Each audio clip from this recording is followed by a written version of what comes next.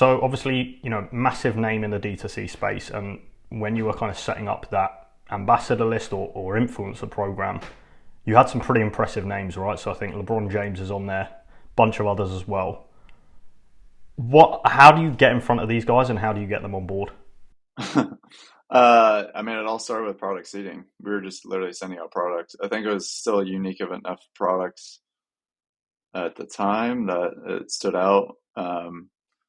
And if you're targeting the right people, I mean, it's like people that care about family and care about their spouse, stuff like that. So it wasn't the Conor McGregors of the world, I guess you could say. So uh, it's also unique, right? Like it's not like another watch brand. Um, but yeah, so targeting the right people and just putting the product in the right hands, those that was all the foundation of starting those deals with those people. Okay.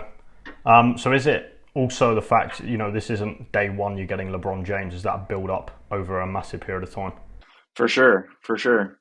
I mean, it started lower levels. Started with, um, you know, minor league baseball players. It started with, like unnamed people from the NFL, and then you just start building awareness. People start talking about it, start seeing it. Then you're putting distribution behind it, and then yeah, sure enough, you're working with Steph Curry and sending product out to LeBron, and he's wearing the stuff. And for those guys, those huge names, how does that relationship come about? Is that kind of organically they're messaging, on Instagram, or is it, via agents and kind of their partners? Mix of both. I mean, certain people we had directly DM'd, and then definitely people that we worked through their agents. Unfortunately, this was like way before the time of like all these tools that come out that make it so much easier. So I was doing all this stuff manually. But I think again, at the end of the day, people overcomplicate it. It's really a human to human relationship. I was an athlete, and so like doing a lot of this stuff was just I felt like I was just locker room talk.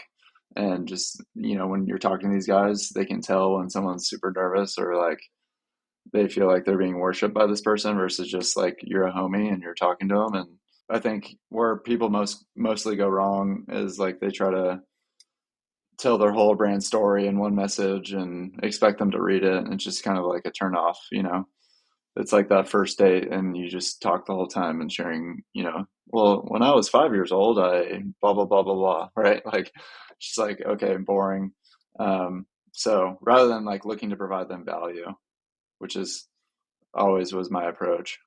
On that point, and kind of, yeah, talking to providing value, simplifying, and just being kind of genuine, are there any other common mistakes that you think that brands or, agencies in the influencer space make when they're kind of trying to run these relationships or just build out, a general scheme? Yeah, asking for something in return. Just basically like, again, going back to the dating example, you're just asking for their hand in marriage on first date type of thing. I would just, again, just make it all about them. Give, give, give, and it'll come back around. That is kind of counterintuitive though, right? Because ultimately you're giving for content or for some kind of hope of building a relationship. So do you literally just put it out into the ether and hope some people like it and kind of reciprocate the energy? Giving doesn't mean that there's not self-interest. I think it's naive to think that you're not. Obviously, like every one of these messages that I'm giving, giving, giving, I was hoping that it would turn into something. I don't think having self-interest or being naive about that, I think would just be disingenuous and not true, right? But again, it's still coming from a place of like, I want to provide them value, and that's probably just the best way to build any relationship, and that's just how the world works. Yeah, but it is a numbers game because not everyone's going to reciprocate that. And are you going straight in with an ask in those kind of initial messages, or are you just like, hey, I want to, give you stuff? No, yeah, just I think you'd love the product. Would love to send you some. No strings attached. Truly mean the no strings attached.